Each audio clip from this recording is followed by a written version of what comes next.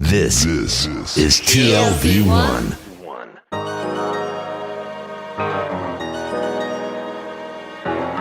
The Tel Aviv Review. Hello and welcome to the Tel Aviv Review. I'm your host, Gilad Halpern. Every week we bring you conversations with authors about the books and research and other things that we like. And if you're like us, please consider becoming a Patreon supporter by going to our homepage. That's tlv1.fm/Tel Aviv Review. Scroll down to the bottom and click the big red button that says Patreon. Click and support us. Some of you have been doing this for months and years, and we cannot thank you enough. This episode is part of a series in partnership with the Israel office of the Konrad Adenauer Foundation that we like to call Israel Behind the Headlines, delving deep into and unpacking issues underlying our lives here in Israel. My guest today is a veteran journalist who has reported from Israel for the New York Times since 2007. Her second book, The Land of Hope and Fear, Israel's Battle for Its Inner Soul, has just been published by Knopf Penguin Random House. Isabel Kirschner, hello and welcome to the Tel Aviv Review. Thank you for having me.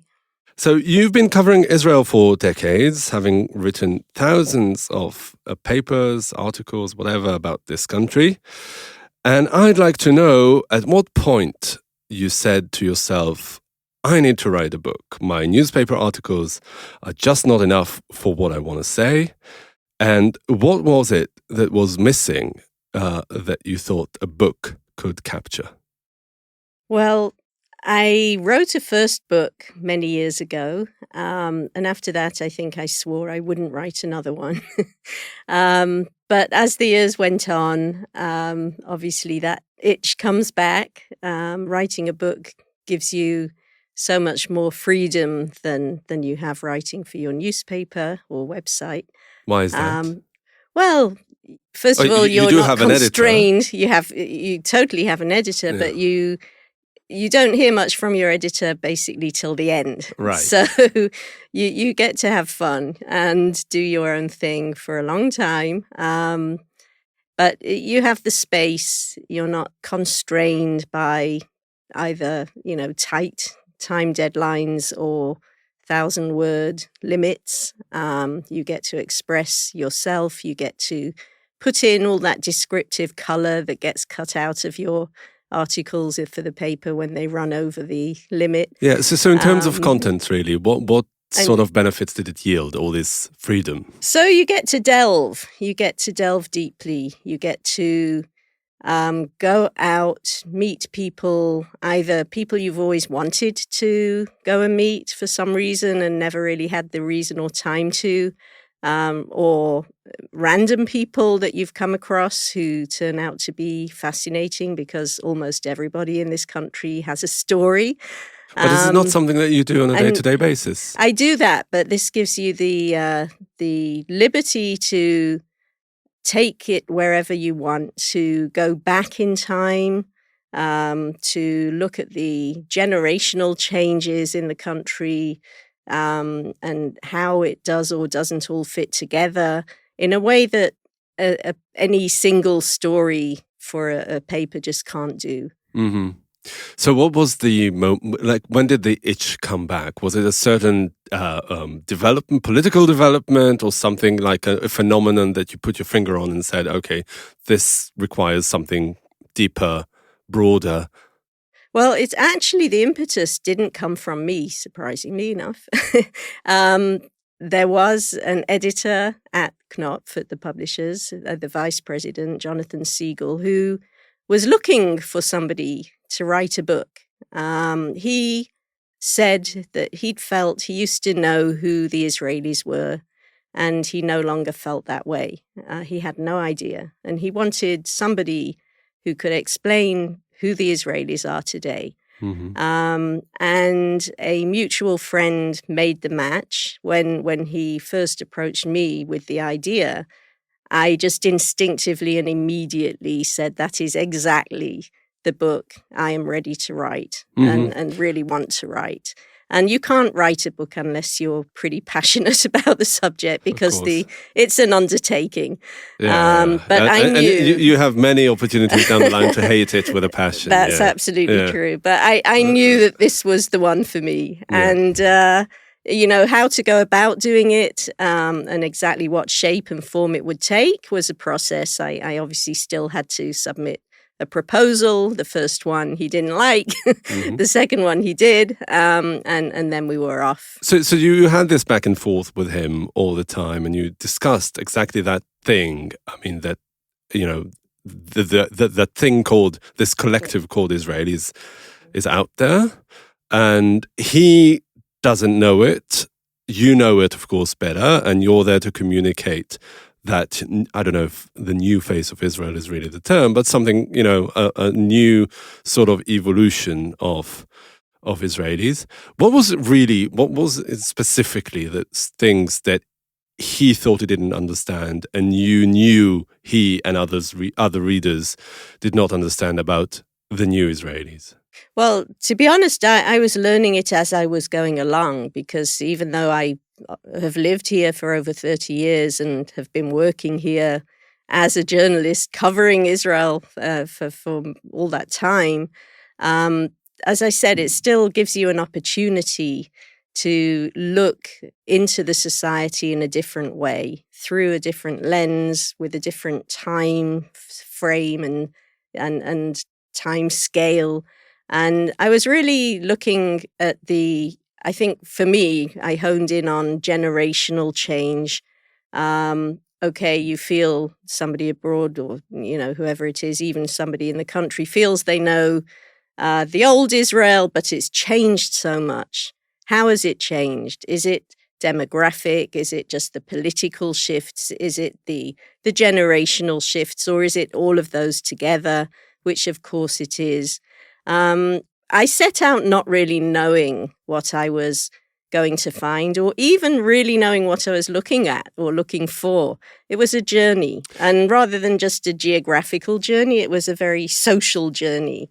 Can you give an example of something that really you were taken aback by? Because the book is, in a way, you're revisiting age-old divisions in Israel, like the Ashkenazi-Mizrahi divide, the religious secular divide, the nationalist versus sort of like socialist, nationalist right versus socialist left, etc. All these things that people who know Israel know already, but as you're saying, there's an additional dimension of the generational change of what Israel has become, other developments in the economy, society, etc. So can you like give an example, put your finger on like an example of where all these factors converge? Where do they meet? Yeah, well, I mean, first of all, I think the old divisions, which I go into, very much inform the book and the divisions of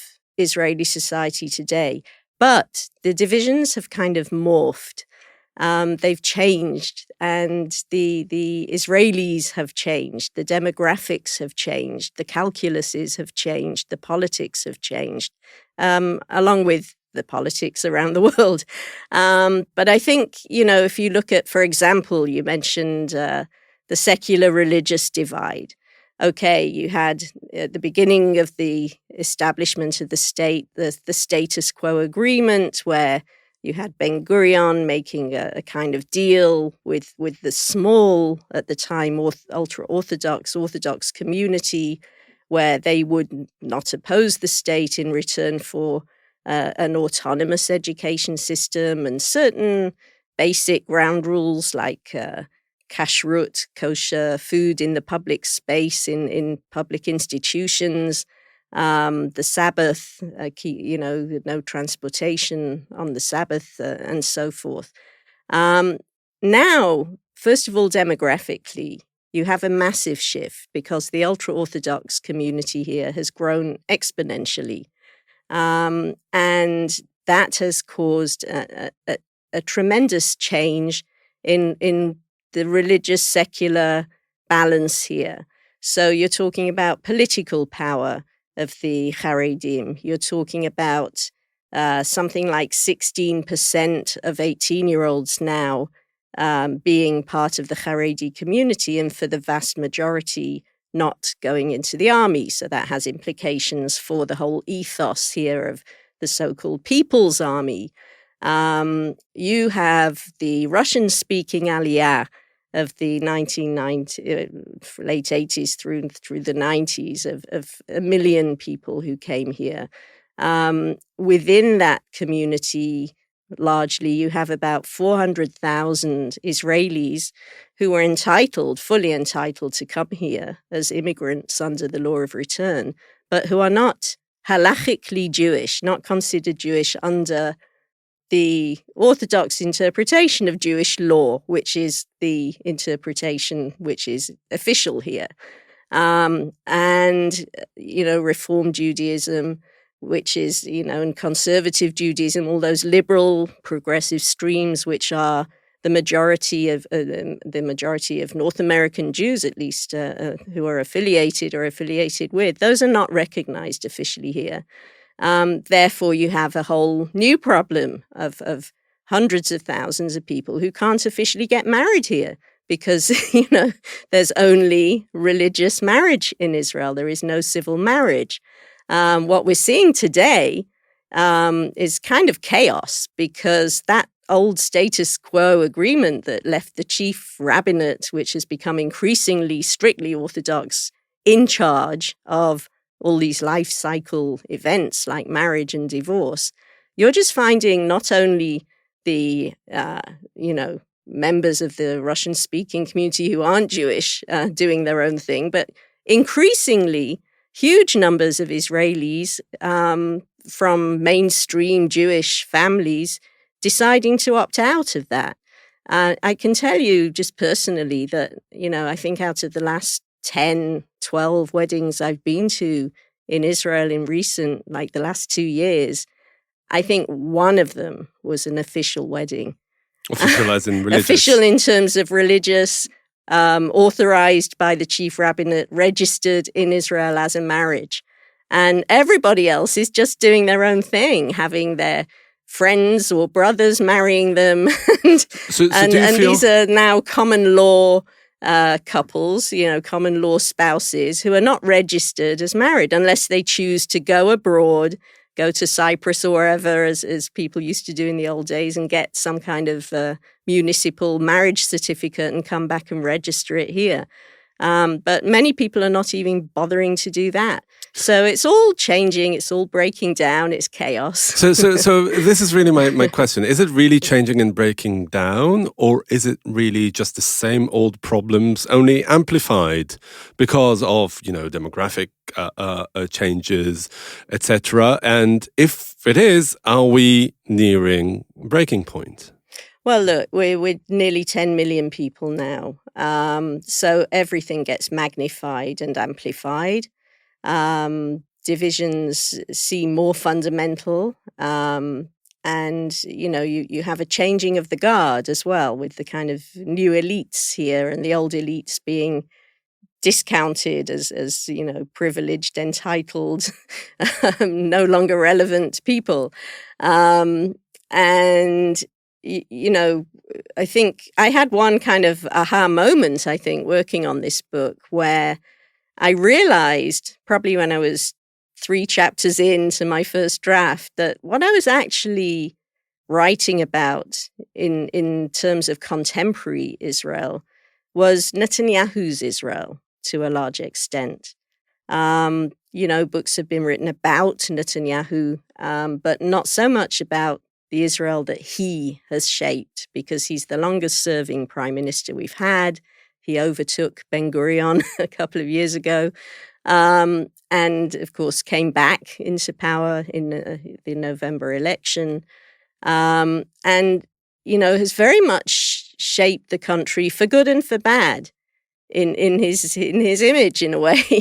So on the one hand, you have the very innovative, dynamic, high-tech Tel Avivi society, which has thrived and which he had a lot to do with building up.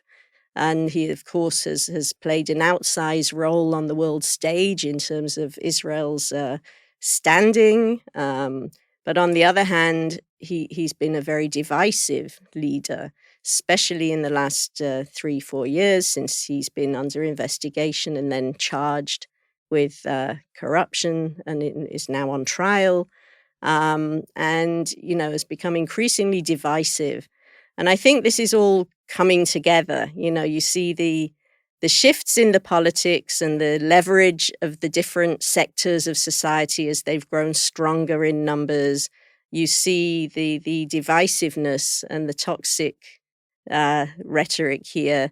You see the rise of identity politics, which, reflects to a large degree what's happening elsewhere in the world. It's not unique to Israel. But also it's reflecting the true character of Israel. It's made all coming out, yes. Yeah. So that you can look at it, you can put a positive spin on it and a negative spin on it. On the one hand, you can look at, Israel is becoming truly pluralistic, thanks to Netanyahu or not, that's really up to your interpretation. But all sorts of voices and communities that had been marginalized are now taking center stage, both in terms of speaking out and also exercising their political power. And the negative way to look at it is saying that Israel is becoming a society in overload. I mean, that these divisions are we're just sitting on a powder keg. Right. I mean, the way I look at it, Gilad, on the one hand, if you look in the past, what if you ask the question, who are the Israelis or what are the Israelis? I don't think maybe there ever was one answer.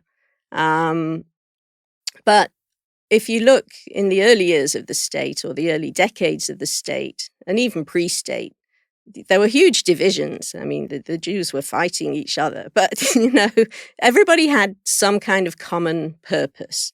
And that common binding purpose for decades was to build the state, to get it founded and established and to build it and to defend it from its outside enemies.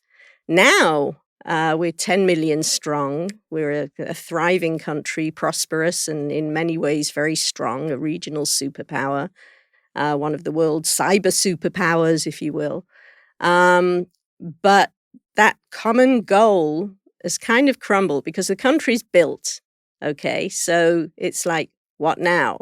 And the outside enemies, for the most part, the threat has become less existential. And if you look at the internal divisions in Israel, they seem to be becoming more existential as, Israelis are kind of fighting each other over what the future of this country should be. There is no consensus and there is no common vision. There are totally competing and contradictory visions. If you take a millennial settler in an outpost in the West Bank, for example, in Esh Kodesh, where I spent some time for the book, and compare their vision of where Israel should go and what it should be with that of a secular, the archetypal secular Tel Avivi, or a Mizrahi activist from Beit Shean, or,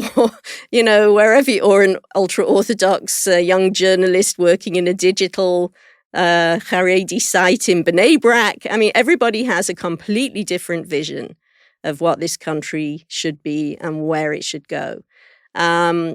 But then, there is the big but, and the but then is, yes, there is this multicultural Israel now. Everybody has a place in it and is proud to have a place in it and is fighting for its place in it very passionately. Nobody here is apathetic, which is, more than you can say for a lot of countries today, I guess, and populations. There is an incredible, while the melting pot idea is kind of not so much today, you're much more looking at a multicultural society.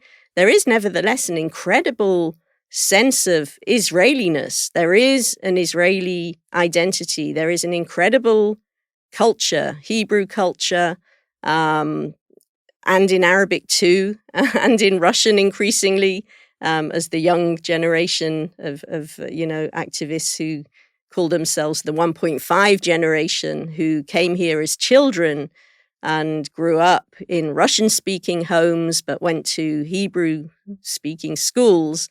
They are now fighting to have Russian culture kind of recognized here and admired here, and in the same way that people kind of love Moroccan food, So everybody's fighting for their vision, but everybody in the end, even the Palestinian Arab minority here, let's take that as another just last example.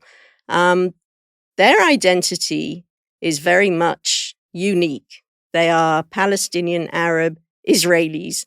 They are not like Palestinians in Jordan or Gaza or the West Bank or Detroit. They have a very strong sense of here. Yeah. And all these divisions and this fight for Israel has now come to the fore with the events of the last few months, the attempts at a judicial overhaul and the backlash in the form of a protest movement. And my question to you is, how many times did you have to rewrite your drafts based on how the events were progressing and went so quickly? Would that I have had the chance. No, actually, to be honest, I did not need to rewrite a word. What I did try and do was sneak in some, updates along the editing process. But essentially, I finished writing this book in the fall of 2021. I submitted the completed manuscript. So it was when Netanyahu was out of office already, right? Exactly. Mm-hmm. It was the Bennett-Lapid Kumbaya government. Yeah. And I had written this book all about divisions. Yeah. So little did you know, yeah. Yeah. So I was kind of going out on a limb a little bit because, when you do spend years delving into a society and going to the roots and really, getting into the heads of the various different communities here, you're not looking at what's happening 1 month or another or 1 year or another. You're looking at processes. And it was very clear to me where things were heading. And they were not heading in a good direction. And although we did have this kind of hafuga in Hebrew, a kind of timeout for 1.5 years where everything was kind of put on hold, and we had this nice coalition, a very inclusive coalition of left and right parties, and even the Islamist party Ram joining the coalition, and Bennett, who had come from a fairly far-right position, being totally pragmatic and being BFs with the centrist Lapid, and everything seemed so harmonious for a while. But it was very clear, even then, that this was a kind of veneer, and beneath the surface, and not very far beneath it. So you weren't we could surprised. all feel that, this was a kind of temporary holding situation. I couldn't predict that Netanyahu was coming back, and I tried not to be predictive. And the surge of the far right as well. And the far right fringes. Yeah. But if you read the book, it's all there. Yeah. I mean, the far right were rising. They were being legitimized. And once they were being legitimized, they weren't going to be just going away. And it was clear to me where this was going. And in a way, I think what we're seeing now with the judicial overhaul and the protest movement and the whole upheaval that we're seeing, perhaps this is just a kind of promo or glimpse of of the future, because demographically, politically, socially, this is where the country's going, unless there's some kind of serious correction course being taken. So it seems to me that when you, you're a journalist and you're making a visible effort to to be impartial. You're not taking sides, but it seems to me that you two are, in a way, lamenting the loss of old Israel without saying that the new Israel is necessarily worse, but you're looking somewhat wistfully at the way Israel was. You're talking about it with a great deal of affection. Am I wrong in having this impression? I certainly empathize with the older generation and their descendants who were considered kind of the salt of the earth, who went out to pioneer and build up their farms and collective communities in not easy parts of the country in many cases, and are now kind of feeling very bereft, like, where's my country gone? What place do I have it in it anymore? Because they became objects of a very cynical ridicule to some degree, as if they were entitled. And yes, they for a long time the Mapai did rule this country in a very high-handed manner. I mean, while I empathize with many of these people, I don't think I was sparing in my criticism either of how it felt from the other side. I mean, you have Yosker Nachmias, the old Etzel guy from the Altalina, who could not get himself a job because he didn't have a little red book and didn't belong to the right party. Didn't belong to the right side. Yeah. And, you had periods where the kibbutz movement was definitely kind of coasting along, living on debt and, in a way, yes, living a kind of privileged lifestyle to a degree. So I kind of empathize, but I'm also, have my criticisms. But definitely just the shift with and the I think what gets to me and many people here is not just that these old elites lost their place. I mean, that happens. Socialism is out in Israel. And not just in Israel. Not just in Israel. So, yeah, not surprisingly, these people have lost a lot of their status here. But I think there's a difference between that and them being called a traitor. And what we've been seeing in the more recent years is people, other parts of society turning on these people as if they're kind of enemies of the people, and as if they're still running some kind of deep state here, which, is determined to oppress the second Israel or the other Israel as the more peripheral margins, in some cases call themselves, whether it's the geographical margins of the development towns from the 50s of the Mizrahi immigrants, or whether it's the social economic margins within the big cities of the poorer parts of the population. Not all those people see themselves as a second Israel, and they are often quite insulted to be seen as such and say, what do you mean? I'm not second Israel, I'm Israeli, So even within each community, you have very different viewpoints. But yeah, I do have empathy for people who did sacrifice a lot to build this country and are now being called traitors. Yeah.